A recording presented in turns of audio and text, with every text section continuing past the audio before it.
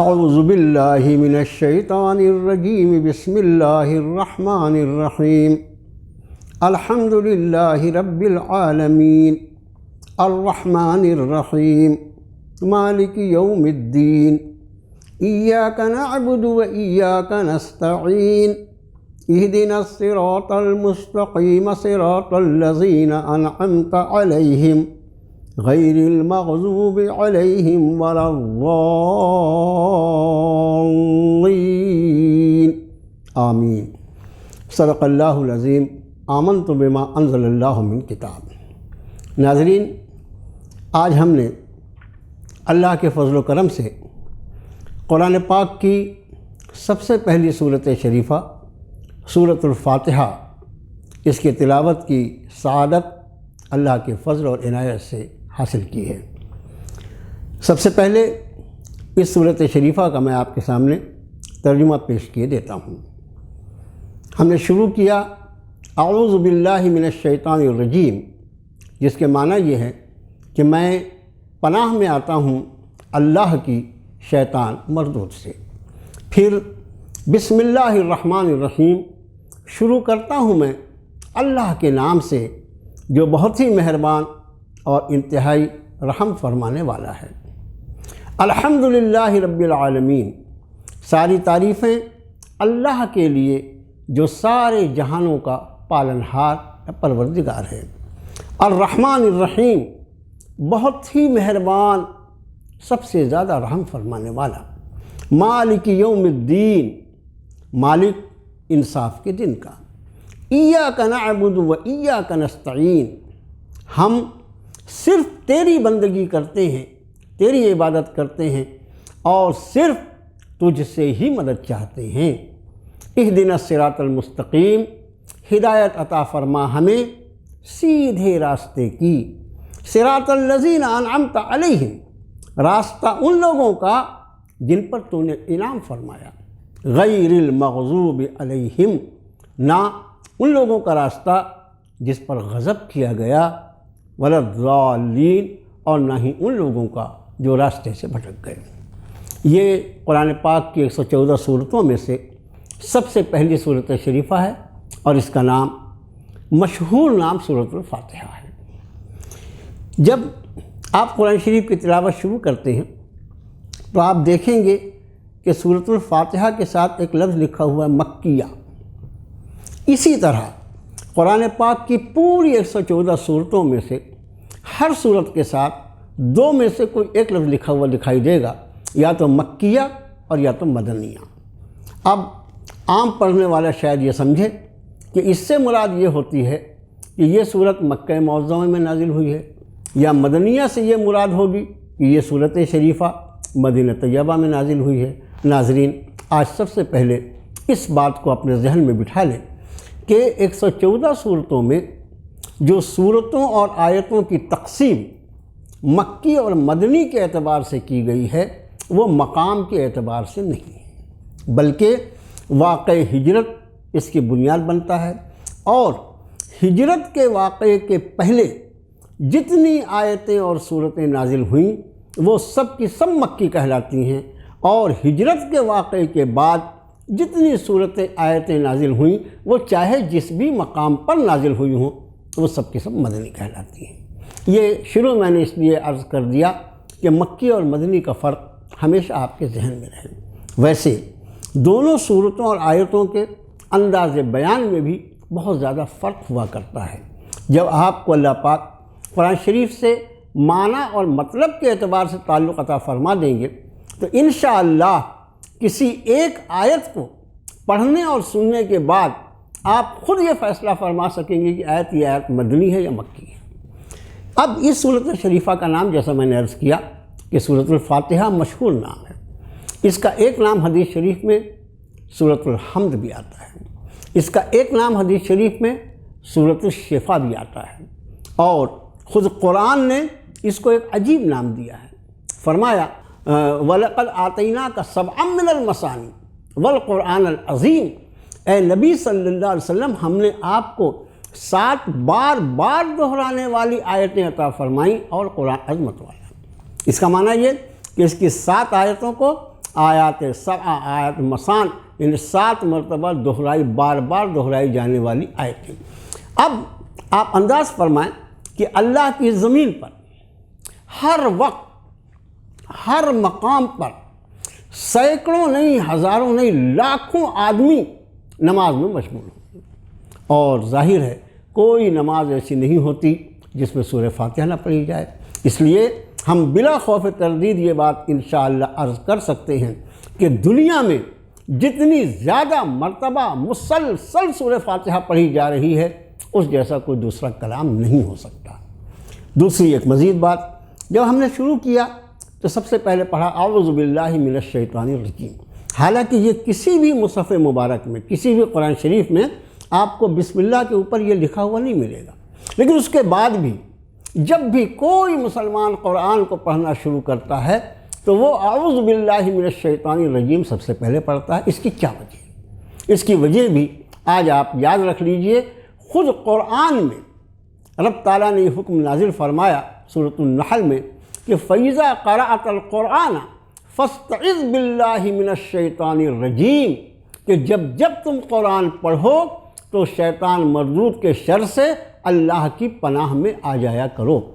میرے بھائیو، یہ تو صحیح بات ہے کہ جتنے بھی بھلائی کے اور نیکی کے کام ہیں ان کاموں میں شیطان ہمیشہ اڑنگے ڈالتا ہے، ان راستوں کو روکنے کی کوشش کرتا ہے، اس لیے کہ وہ چاہتا ہی یہ ہے کہ انسان اپنے پیدا کرنے والے کی نافرمانیوں میں لگا رہے۔ ظاہر ہے جتنے بھی نیکی کے کام ہیں اسے وہ بیچ میں رکاوٹ بننے کی کوشش کرتا ہے، لیکن یہ بات یاد رہے کہ سب سے زیادہ جو چیز شیطان کو ناپسند ہے وہ یہ ہے کہ کوئی شخص قرآن شریف پڑھے، اس لیے کہ جب کوئی قرآن شریف کو لے لیتا ہے اور اس کو پڑھنا شروع کرتا ہے تو اس قرآن کی ایک صفت خود قرآن میں رب تعالیٰ نے بیان فرمائی ہے کہ اِنَّهُمْ عَنِ السَّمْعِ لَمَعْزُولُونَ، ان شیطانوں کو اس قرآن کے سننے سے معزول کر دیا گیا ہے، ان کی توفیق چھین لی گئی ہے۔ تو جب تک ایک آدمی قرآن کے ساتھ مشغول رہتا ہے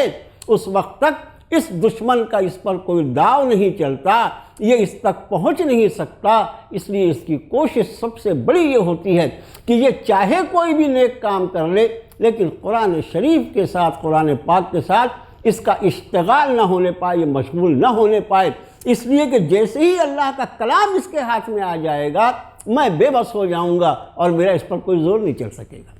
اسی بات کو قرآن شریف نے ایک دوسرے مقام پر سورہ زخرف میں فرمایا وَمَن يَعْشُ عَن ذِكْرِ الرَّحْمَنِ نُقَيِّضْ لَهُ شَيْطَانًا فَهُوَ لَهُ قَرِينٌ، جو کوئی رحمان کے ذکر سے، رحمان کی یاد سے، رحمان کی نصیحت نامے سے اپنے آپ کو ہٹا لیتا ہے، ہم اس پر شیطان کو مسلط کر دیتے ہیں اور پھر وہ اس کے ساتھ لگ جاتا ہے۔ اس لیے یہ ضروری ہے اور ہمیشہ اس بات کا خیال رکھیں کہ جب بھی قرآن شریف کی تلاوت کرنی یا پڑھنی ہے اس کو اعوذ باللہ من الشیطان الرجیم سے شروع کرنا ضروری ہے، مگر اس کے ساتھ ایک اور بھی یاد رکھیے کہ یہ اعوذ باللہ من الشیطان الرجیم صرف قرآن کے ساتھ خاص ہے، اس کے سوا کسی دوسری کتاب کو شروع کرنے کے پہلے اعوذ باللہ نہیں پڑھنا چاہیے۔ جیسے آدمی بخاری شریف پڑھ رہا ہے، مشکوٰۃ شریف پڑھ رہا ہے، کوئی حدیث شریف کی کتاب، کوئی دینی کتاب، اس کو صرف بسم اللہ پڑھ کے شروع کرنا چاہیے۔ اعوذ باللہ جو ہے یہ قرآن کی شان ہے کہ صرف قرآن کو پڑھنے کے پہلے ہی اعوذ باللہ من الشیطان الرجیم پڑھا جاتا ہے۔ اب اس کے بعد شروع ہوتا ہے بسم اللہ الرحمن الرحیم، اللہ کے نام کے ساتھ جو بہت ہی مہربان اور انتہائی رحم فرمانے والا ہے۔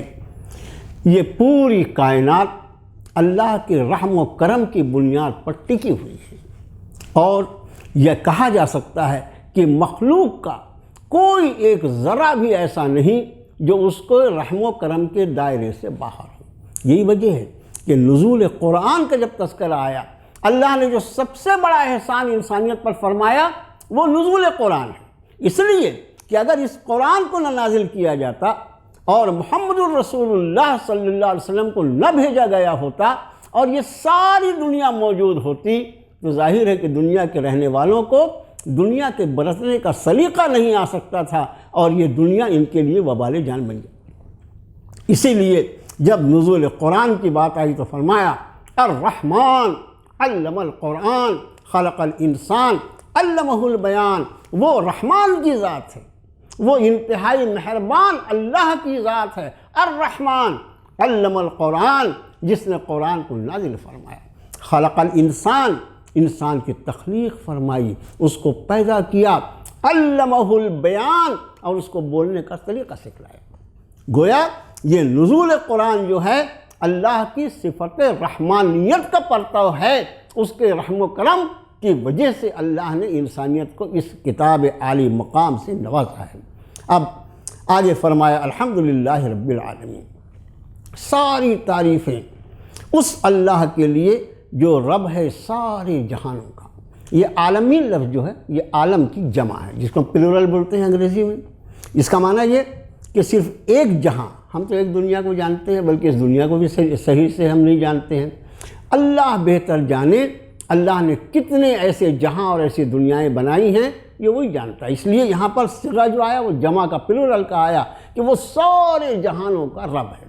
اب الحمد میں جو حمد ہے جس کے معنی تعریف ہوتی ہے، یہ عربی زبان کے بڑے قاعدے ہیں اس میں، لیکن یہ ناظرین کا اور میرے جیسے عام آدمی کا بھی کام یہ ہے کہ قرآن پاک کے مضامین میں میرے لیے جو ہدایت کی باتیں ہیں وہ میں معلوم کروں۔ اس کے اندر گرامر کی باریکیاں، قاعدے کی باریکیاں جو مدارس میں پڑھائی جاتی ہیں وہ عوام کے کام کی نہیں ہوتی۔ الحمد کا مطلب ہوتا ہے تعریف کی جتنی قسمیں ہو سکتی ہیں وہ سب کی سب۔ اب میں چاہوں گا کہ ذرا اس پہ آپ غور فرمائیں۔ ہم نے کسی خوبصورت پھول کو دیکھا اور اس کی رنگ، اس کی خوشبو، جس نے ہماری روح کو وجدان، ہمارے کہنا چاہیے کہ ہمارے روح میں ایک وجد آ گیا اس کو دیکھ کر، کتنا خوبصورت پھول ہے۔ سوال یہ پیدا ہوتا ہے کہ یہ پھول، اس کی خوبصورتی، اس کی بناوٹ، اس کی خوشبو، اس کی نزاکت، یہ خود پھول کا کمال ہے یا پھول کے پیدا کرنے والے کا؟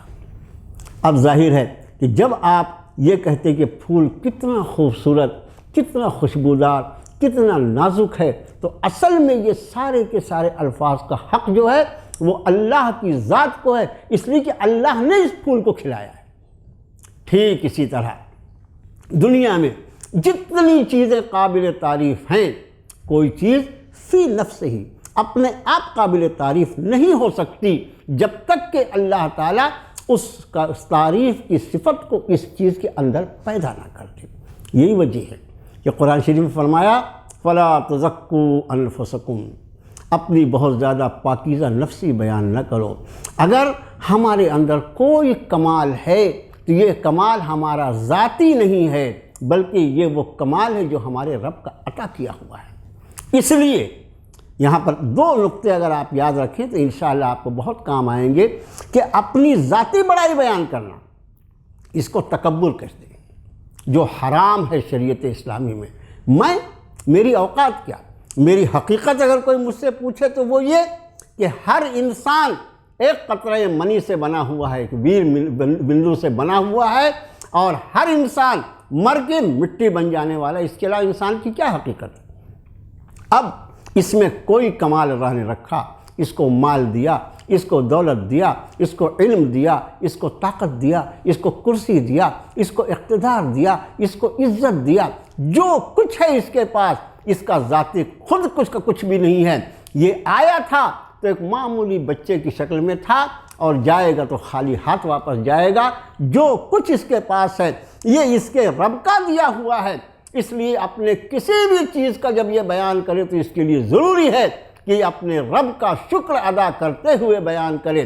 الحمدللہ اللہ نے مجھے علم عطا فرمایا، الحمدللہ اللہ نے مجھے عقل عطا فرمایا، الحمدللہ اللہ نے مجھے عزت عطا فرمایا۔ اس لیے کہ ساری کی ساری چیز اللہ کی عطا کردہ ہے۔ اس لیے یہاں فرمایا ساری تعریف کا حق صرف اللہ کو ہے، اس لیے کہ جو کچھ قابل تعریف ہے وہ صرف اس لیے قابل تعریف ہے کہ اللہ نے اس کو قابل تعریف بنایا ہے۔ اب اس کے بعد جیسا میں نے عرض کیا کہ اپنی بڑائی ہانکنا، اپنے منہ میاں مٹھو بننا، یہ تکبر کہلاتا ہے، جو حرام ہے، انتہائی ناپسندیدہ گناہ ہے۔ اور اس کے مقابلے میں اپنی کسی خیر اور بھلائی کو اللہ کے نام کے ساتھ بیان کرنا یہ تشکر کہلاتا ہے۔ ایک تکبر ہے جو حرام ہے، اور ایک تشکر ہے اللہ کا شکر ادا کرتے ہوئے، یہ عین عبادت ہے، یہ عین عبادت۔ فرمایا الحمدللہ رب العالمین، اللہ یہ اس میں ذات ہے اللہ کا، اور بہت سے علماء اور مفسرین نے اسی کو اسم اعظم کہا ہے، اس لیے کہ اللہ یہ وہ اسم مبارک ہے، اس کا کوئی تثنیہ کوئی جمع نہیں آتا، اس کا کوئی تثنیہ بھی نہیں ہوتا، اس کا کوئی پلورل بھی نہیں ہوتا اللہ کا۔ یہ اللہ جو ہے یہ اسم ذات ہے، اور اس کے علاوہ جتنے نام ہیں جیسے الرحمن ہے، الرحیم ہے، النصیر ہے، الرزاق ہے، جتنی اسماء مبارکہ ہیں وہ سب کے سب اللہ کے صفاتی نام کہلاتے ہیں۔ تو فرمایا ساری تعریفیں اس اللہ کے لیے جو سارے جہانوں کا رب ہے، پالنے والا ہے۔ رب لفظ جو ہے ہم اس کا ترجمہ عام طور سے پالنے والا کرتے ہیں، لیکن اس کا ایک اور ترجمہ ہوتا ہے تربیت کرنے والا، سکھلانے والا، یا تربیت جو لفظ ہے اصل میں سکھلانے سے بھی آگے، کوئی چیز اپنی شروعات سے جیسے جیسے وہ پروان چڑھتی ہے وہ بڑھتی ہے، اس کو بڑھنے کا سلیقہ سکھلانا، اور پھر اس کی بڑھنے کے ساتھ ساتھ اس کی ساری ضرورتوں کو پورا کرنا، یہ ربوبیت کہلاتا ہے۔ ہم انسان ہیں، اللہ کا شکر ہے اللہ نے ہمیں انسان بنایا، سب سے زیادہ عزت والی مخلوق، لیکن ایک ہم ہی زمین پہ نہیں بستے، ان گنت مخلوقات اللہ کی زمین پر بستی ہیں جن کی گنتی اللہ کے سوا کوئی نہیں جانتا۔ یہ تربیت کیسی ہوتی ہے، میں چاہوں گا کہ ایک مثال سے آپ اس کو سمجھیں۔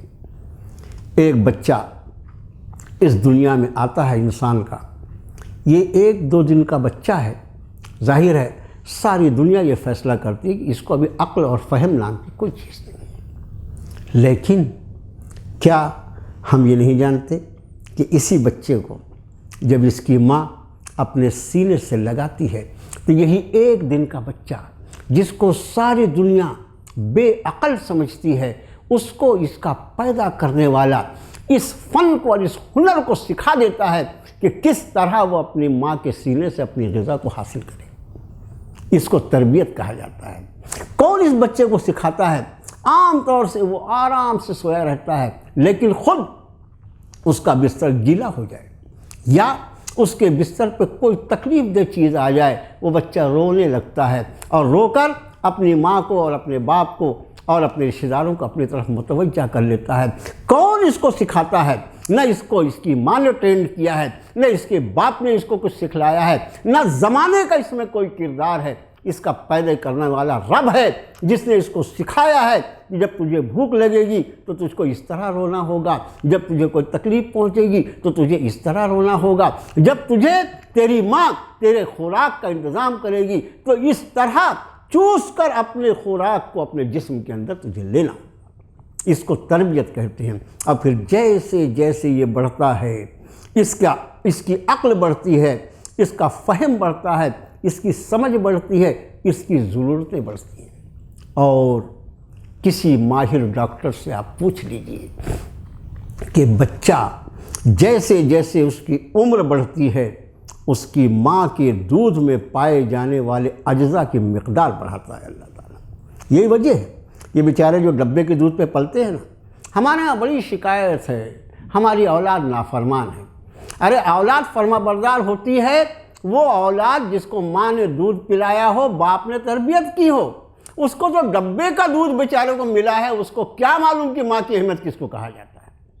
اب یہ جیسے جیسے آپ دیکھیں ڈبے پہ خوراک لکھی رہتی ہے، 1 ہفتے کا بچہ ہوگا اتنے چمچ پاؤڈر ملانا، 15 دن کا ہوگا اتنے چمچ پاؤڈر ملانا، 22 دن کا ہوگا اتنے چمچ پاؤڈر ملانا۔ اس کا معنی یہ ہے کہ اس کی ضرورت وقت کے اعتبار سے بڑھے گی، اور اللہ نے اس کا غیبی انتظام کیا ہے، نہ ماں کو معلوم ہے، نہ باپ کو معلوم ہے، نہ بچے کو معلوم ہے، اور نہ ساری دنیا میں کسی کو معلوم ہے۔ میرا رب، میرا پیدا کرنے والا جانتا ہے کہ اس بچے کی عمر کے بڑھنے کے اعتبار سے اس کی کتنی ضرورتیں بڑھے گی، اس کا کتنا ڈائجیشن پاور بڑھے گا، اس کا کتنا قوت ہاضمہ بڑھے گا، اس کو کتنے کیلشیم کی ضرورت پڑے گی، اس کو کتنے پوٹاشیم کی ضرورت پڑے گی، اس کے لیے کیا کیا ضروری ہوگا۔ اس کی ماں کے دودھ میں اسی وقت کے اعتبار سے رب کائنات اس کو بڑھاتے ہیں۔ اس کو کہا جاتا ہے رب، سارے جہانوں کا پالنے والا، اور یہ انتظام صرف انسان کے لیے نہیں بلکہ ساری مخلوقات کے وہ رب ہیں، اور ساری مخلوقات کے لیے انتظام انہوں نے فرما دیا ہے۔ آگے فرمایا الرحمن الرحیم، اس کی تشریح بسم اللہ الرحمن الرحیم کے وقت آپ کا خادم کر چکا ہے۔ مالک یوم الدین، انصاف کے دن کا مالک۔ انصاف کا دن، اس کا معنی یہ کہ اس زمین پر جو کچھ ہو رہا ہے، ظاہر ہے میں آپ کوئی سمجھدار آدمی یہ نہیں کہہ سکتا کہ جو کچھ ہو رہا ہے سب ٹھیک ہو رہا ہے۔ یہاں انصاف بھی ہوتے ہیں، یہاں حقوق ادا بھی کیے جاتے ہیں، لیکن میں اور آپ جو دیکھ رہے ہیں وہ یہ کہ جتنے زیادہ یہاں حقوق ادا کیے جاتے ہیں ان سے زیادہ حقوق پر ڈاکے ڈالے جاتے ہیں، حقداروں کا حق مارا جاتا ہے، غریب کو کمزور کو دبایا جاتا ہے۔ ظالم جو ہے وہ کبھی کبھی اپنے کرسی کے اعتبار سے، کبھی اپنے پیسے کے اعتبار سے، کبھی اپنے دبدبے کے اعتبار سے سینکڑوں ہزاروں لوگوں کو قتل کرنے کے بعد بھی باعزت بن کر گھومتا رہتا ہے، اور قانون کبھی کبھی اتنا مجبور ہو جاتا ہے کہ اس کی گردن تک اس کے ہاتھ نہیں پہنچ سکتے۔ ایک ایک مظلوم جو ہے اس کے آنکھوں سے خون ٹپکتا رہتا ہے کہ کب اس کے انصاف کے تقاضے پورے ہوں گے، جو اس نے اس کی عزت کو لوٹا ہے، جو اس کے حق کو دبایا ہے، آخر کس عدالت میں اس کا فیصلہ ہوگا۔ میں آپ کو ایک مثال سے اس بات کو سمجھاؤں، انشاءاللہ آپ کو بہت آسانی سے بات سمجھ میں آ جائے گی۔ ایک شریف آدمی چلا جا رہا تھا اور اس نے راستے میں کیلے لیے، کیلا کھایا اور کیلے کا چھلکا اٹھا کے سڑک پہ پھینک دیا۔ بظاہر اس پر کوئی چالان بنے گا، کوئی پولیس اس کو گرفتار کرے گی؟ نہیں، کیلا میرا، سڑک بھی میرے باپ کی، میں نے ایک چھلکا پھینک دیا۔ اب آپ یہ دیکھیے کہ وہ چھلکا جو سڑک پر پڑا ہوا تھا، اسی وقت ایک سجن، ایک شریف آدمی دفتر میں ذرا جانے میں دیر ہو گئی تھی، وہ تیزی سے اپنے اسکوٹر کو ڈرائیو کرتے ہوئے آئے، اور جو ہی اس چھلکے پر ان کے اسکوٹر کا سامنے کا چکا پڑا، وہ اسکوٹر سلپ ہو گیا، اور سلپ ہونے کی وجہ سے اس شخص کو برین ہیمرج ہوا اور یہ آدمی موت کے گھاٹ اتر گیا۔ میں آپ سے پوچھتا ہوں، دنیا کی کس عدالت میں اس کیلے کا چھلکا پھینکنے والے کے خلاف مقدمہ دائر کیا جائے گا؟ وہ تو چلا گیا، کوئی اس کو جانتا بھی نہیں، لیکن میرے اللہ کے ریکارڈ میں یہ لکھا ہوا ہے کہ یہ ظالم میرے ایک بندے کا قاتل ہے، میرے ایک بندے کا خونی ہے۔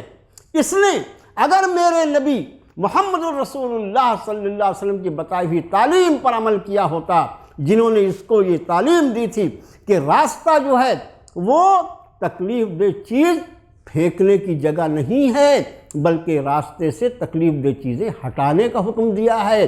حضرت نبی کریم صلی اللہ علیہ وسلم نے فرمایا کہ راستے سے تکلیف دہ چیز ہٹا دینا صدقہ ہے۔ تو جس نبی نے اس کو یہ تعلیم دی تھی کہ کبھی بھی راستے میں کوئی تکلیف دہ چیز ہو تو اس کو ہٹا دینا تاکہ کسی اللہ کی مخلوق کو تکلیف نہ پہنچنے پائے، اگر اس کی نگاہ میرے نبی کے اس قول پر ہوتی تو یہ کبھی بھی چھلکے کو سڑک کے بیچوں بیچ پھینک کر کسی ایک آدمی کے قتل کا سبب نہیں بنتا۔ یہ فرمایا مالک یوم الدین، اے وہ اس بدلے کے دن کا مالک ہے کہ جس سے کسی کو کوئی تکلیف پہنچی ہے اور دنیا میں اس کا کوئی انصاف نہیں کیا جا سکتا اور ہرگز نہیں کیا جا سکتا۔ ظاہر ہے ان سارے انصاف کے تقاضوں کو پورا کرنے کے لیے ایک ایسا دن آئے جس دن سارے حقداروں کو اور سارے حق مارنے والوں کو یکجا کیا جائے اور انصاف کے سارے تقاضے پورے کیے جائیں، تاکہ مظلوم کا دل ٹھنڈا ہو جائے کہ میرے مالک نے جو مجھے پیدا کیا تھا، مجھے زندگی دی تھی، مجھے زندگی کے برتنے کا سلیقہ سکھلایا تھا، مجھے نبی دیا تھا، مجھے کتاب دیا تھا، اور آج جن لوگوں نے میرے حقوق پر ڈاکہ زنی کی ہے ان سے بدلہ میرے مالک نے لے لیا۔ اس یوم الدین کا تصور آپ حدیث شریف کے ایک مضمون سے کر سکتے ہیں۔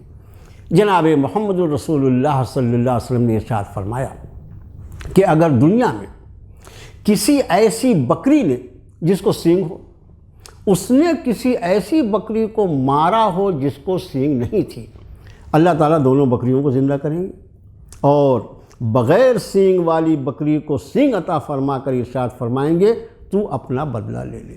اس لیے کہ یہ انسانیت جو ہے اس لیے نہیں ہے میرے محترم کہ ہم ایک دوسرے پہ ظلم کریں، ہمیں ایک دوسرے کے حقوق ادا کرنا ہے، ہم ایک دوسرے کو کتنا آرام پہنچا سکتے ہیں، کتنا سکون پہنچا سکتے ہیں۔ اسی بات کو جناب رسول اللہ صلی اللہ علیہ وسلم نے ارشاد فرمایا، خیر الناس من یرفع الناس، لوگوں میں سب سے بہترین انسان وہ ہے جو لوگوں کو فائدہ پہنچائے۔ میں لوگوں کو کتنا فائدہ پہنچا سکتا ہوں، لوگوں کو دل کو کتنا ٹھنڈا کر سکتا ہوں، لوگوں کو کتنا آرام دے سکتا ہوں، یہ میری ذمہ داری ہے، نہ کہ یہ کہ میں لوگوں پر اتیاچار کروں، لوگوں پہ ظلم کروں، لوگوں کا دل دکھاؤں، یا جہاں مجھے طاقت حاصل ہے وہاں میں اپنی طاقت کے گھمنڈ میں اور زوم میں وہ سب کچھ کر جاؤں کہ لوگ اپنے دل مسوس کے رہ جائیں۔ یہ دل مسوسے ہوئے لوگوں کے لیے کوئی انصاف کا دن ہونا ضروری ہے، اور اسی کو یوم آخرت کہا جاتا ہے۔ فرمایا مالک یوم الدین، انصاف کے دن کا مالک۔ ایاک نعبد و ایاک نستعین، یہ عجیب ایا لفظ جو عربی زبان میں ہے وہ صرف کیول اونلی کے معنی میں استعمال ہوتا ہے۔ ایاک نعبد کا لفظی ترجمہ ہوتا ہے صرف تیری ہی ہم بندگی کرتے ہیں، یعنی چونکہ تو ہمارا مالک ہے، تو ہمارا آقا ہے، تو ہمارا مولا ہے، ساری بندگی کے حقوق صرف تیرے لیے ہیں۔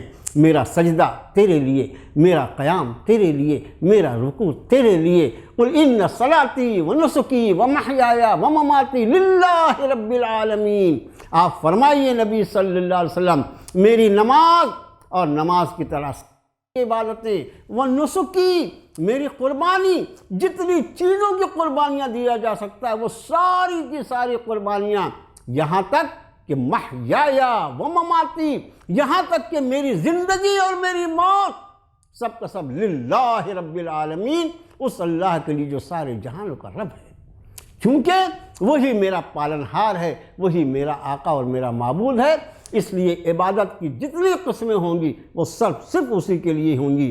وَإِيَّاكَ نَسْتَعِينُ، اور ہم صرف تجھ سے ہی مدد چاہتے ہیں۔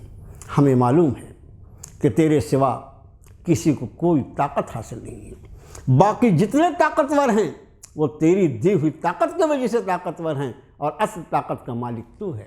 اس لیے جب بھی مجھے مدد کی ضرورت ہوگی میں تجھے ہی آواز دوں گا، میں تیرے ہی سامنے اپنی پیشانی ٹیکوں گا، تیرے ہی سامنے اپنے دست سوال کو دراز کروں گا، اس لیے کہ تیری ہی ذات اس لائق ہے کہ تو ہی ہر ایک کی براہ راست مدد کر سکتا ہے، اس لیے کہ تو ہی وہ ہے جو ہر جگہ موجود ہے، تو ہی وہ جو ہے جو ہر ایک کی صداؤں کا سننے والا ہے، تو ہی وہ ہے جو ہر پریشانی کو دور کرنے والا ہے۔ اس لیے میں بندگی بھی صرف تیری کرتا ہوں، ہم بندگی بھی صرف تیری کرتے ہیں، اور مدد بھی صرف تجھ سے چاہیں گے۔ اہدنا الصراط المستقیم، یہ ایک بڑا بنیادی نقطہ ہے جو سورہ فاتحہ میں بیان فرمایا گیا۔ یہ دعا کا وہ اصل حصہ ہے جو سورہ فاتحہ کی اصل بنیاد ہے۔ اہدنا الصراط المستقیم، اوپر اللہ کی تعریف تھی، اللہ کی معرفت تھی، فرمایا کہ ہدایت دے ہمیں سیدھے راستے کی۔ صراط مستقیم کس کو کہتے ہیں؟ سیدھا راستہ کس کو کہتے ہیں؟ سیدھا راستہ اس راستہ کو کہتے ہیں جس میں کوئی موڑ نہ ہو، کوئی ٹرننگ نہ ہو، اس کا اگر کوئی ایسا راستہ ہو جس میں 4 مرتبہ آپ کو آگے پیچھے ہونا، اس کو آپ کبھی بھی سیدھا راستہ نہیں کہیں گے، بھئی یہ بڑا موڑ توڑ والا راستہ ہے۔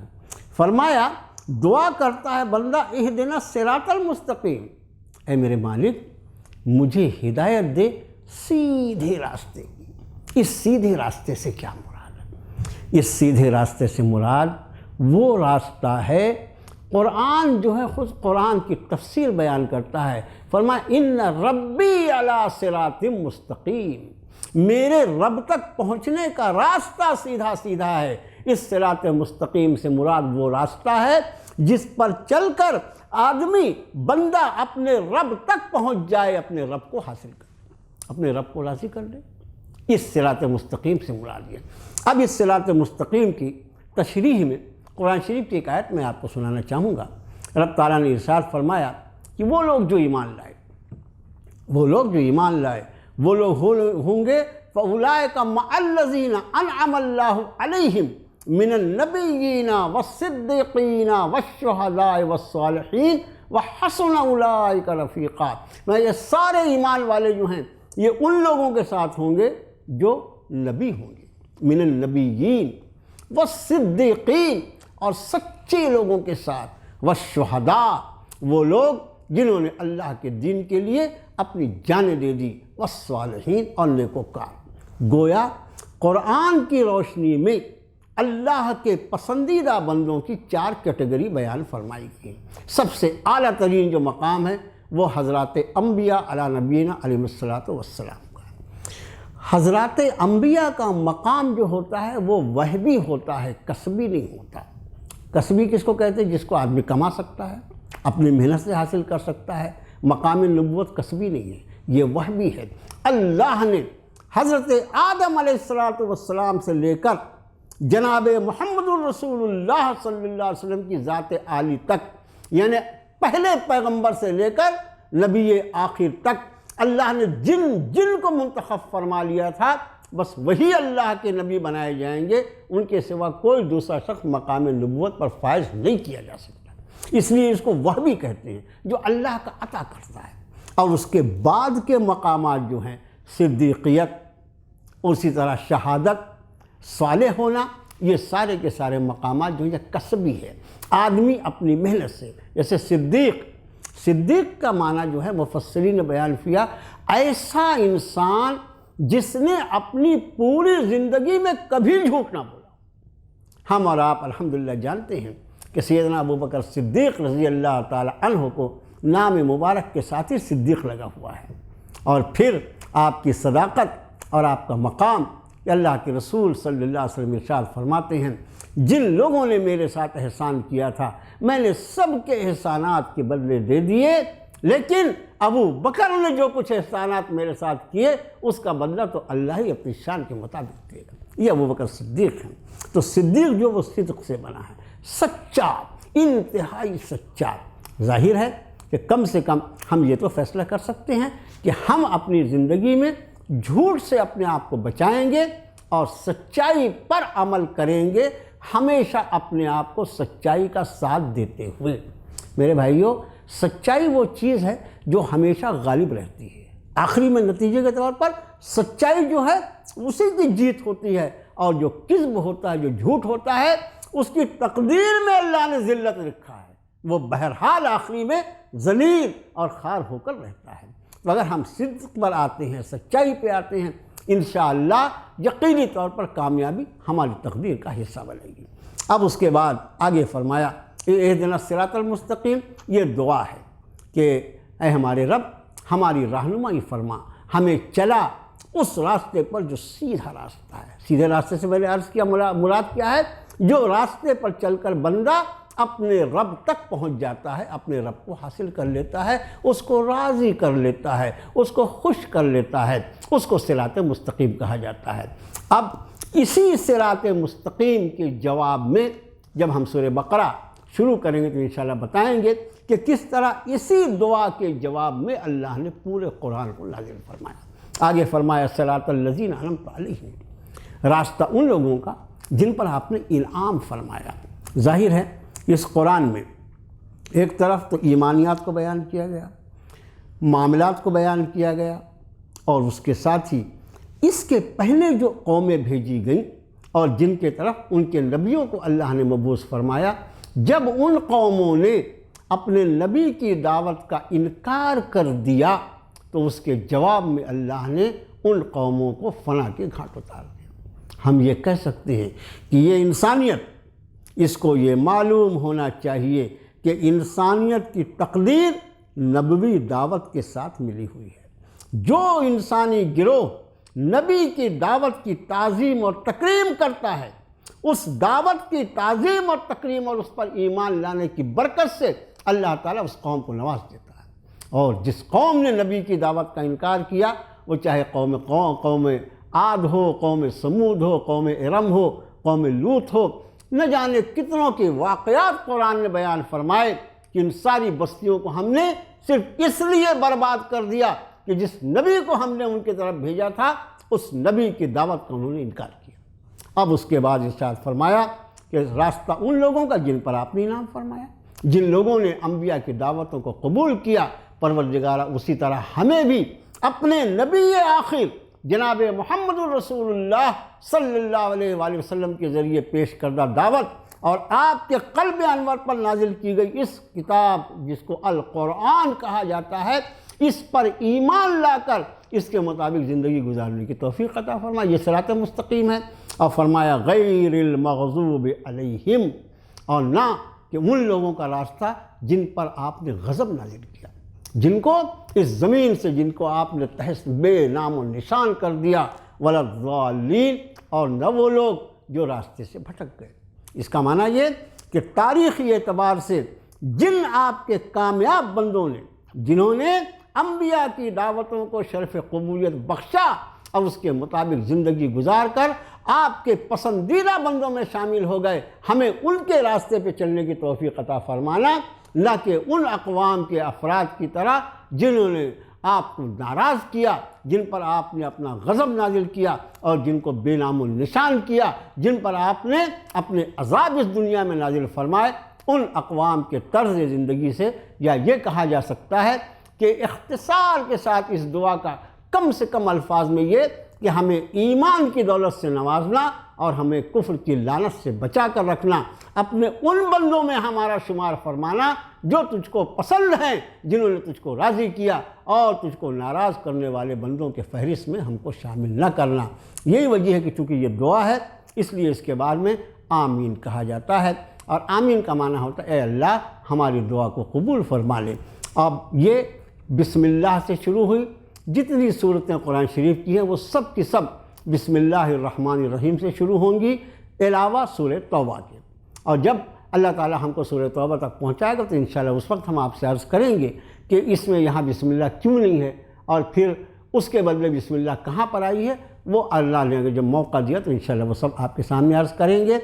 آج سے میری آپ سے یہ درخواست ہے، یہ بسم اللہ الرحمن الرحیم جو قرآن کی ایک مستقل آیت، سورہ نمل میں یہ آیت شریفہ بھی ہے بسم اللہ الرحمن الرحیم، یہ قرآن کی آیت ہے اور ایسی دعا ہے جس میں اللہ کا نام آتا ہے، اور جب اللہ کا نام آئے تو اللہ کے نام کی برکتیں اس کام میں شامل ہو جاتی۔ اپنے ہر کام کو بسم اللہ الرحمن الرحیم سے شروع کرنے کی عادت ڈالیے، اور بس اس کے ساتھ ہی انشاءاللہ اگلی ملاقات میں اللہ نے چاہا تو سورۃ البقرہ کا پہلا رکوع آپ کے سامنے پڑھ کر سنایا جائے گا۔